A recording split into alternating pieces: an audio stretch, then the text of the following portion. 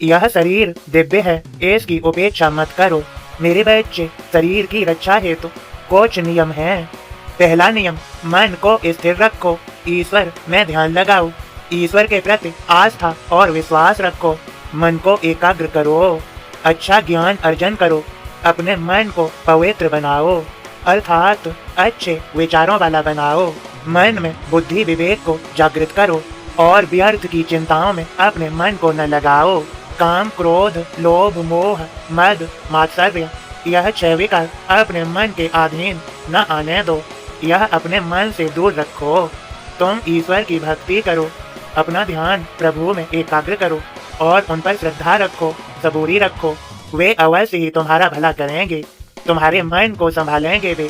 मेरे बच्चों, पहला नियम शरीर की रक्षा हेतु समझ गए। ईश्वर के भक्त बन जाओ, अपने आप को ईश्वर को समर्पित कर दो, उन्हीं के लिए कार्य करो और सद्भावना सद्विचार उत्पन्न कर लो। तुम्हारा यह नियम तुम्हारे शरीर की रक्षा हेतु तुम्हारे शरीर से सभी विकारों को, बीमारियों को दूर कर देगा। यह नियम बहुत शक्तिशाली है। ईश्वर के हो जाओ। मेरे बच्चों, दूसरा नियम, अच्छा खाओ, पौष्टिक, शरीर को संपूर्ण पोषक तत्वों से भरपूर शाकाहारी भोजन दो, जो तुम्हारे शरीर को एनर्जी प्रदान कर सके, शक्ति प्रदान कर सके।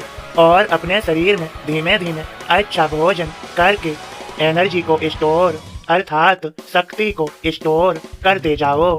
जब तुम्हारा मन प्रभु के अधीन होगा, तुम्हारे विचार पवित्र होंगे, तब तुम जो भी खाओगे, रूखा सूखा ही क्यों न हो, वह भी तुम्हें बलवान शक्तिमान बना देगा। यह मैं उनके लिए कहता हूँ जो 50 साल से ऊपर के व्यक्ति हैं, कि वे वही खाएं जो उन्हें उनके शरीर को पूरा पोषण दे। अच्छा सात्विक शाकाहारी भोजन ही उत्तम है। और मेरे बच्चों, तीसरा नियम, सबूरी से काम लो, अपने आप को अकस्मात आई हुई आपदाओं से बचाओ। कभी भी किसी भी वक्त कुछ भी हो सकता है, इसलिए सदैव सावधान रहो।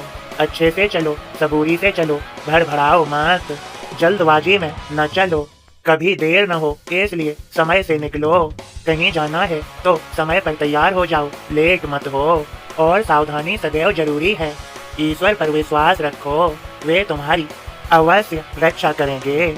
मेरे बच्चे, मैं अपने भक्तों का सदैव ख्याल रखता हूँ, उनकी रक्षा करता हूँ मैं।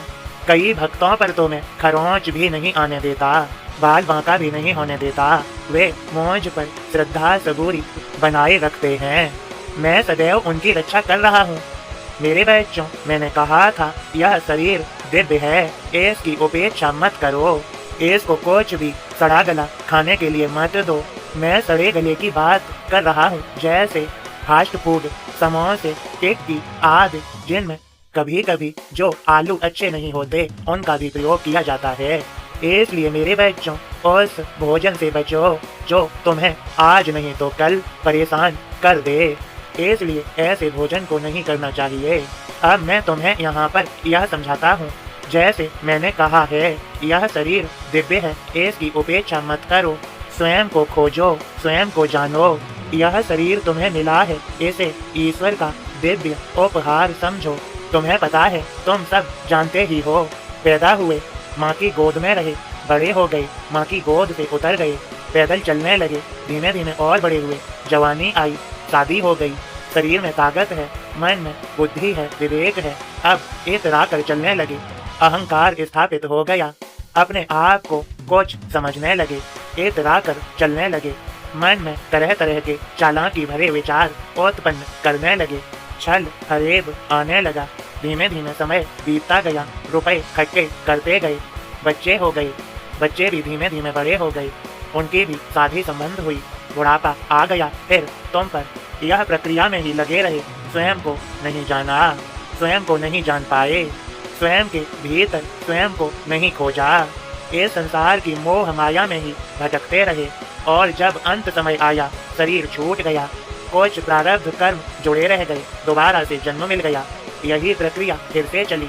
क्या है यह मेरे बच्चे? क्या यह बार बार दोहराते रहोगे? स्वयं को नहीं जानोगे?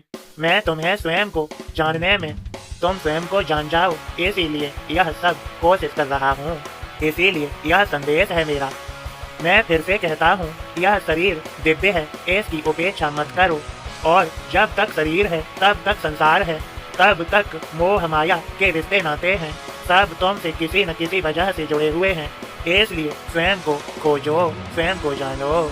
जब तक दुनिया में घूमते रहोगे तो तुम्हारी उम्र कम पड़ जाएगी और पूरी दुनिया घूम नहीं पाओगे, हर प्रक्रिया जान नहीं पाओगे।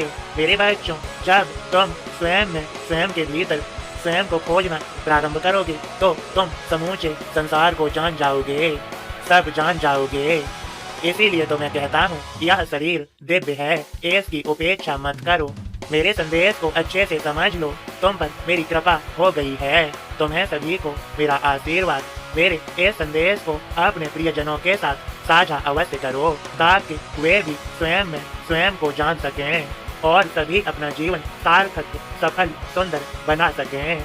मैं यही चाहता हूँ कि तुम सदा सुखी रहो, खुश रहो। सबका मालिक एक है।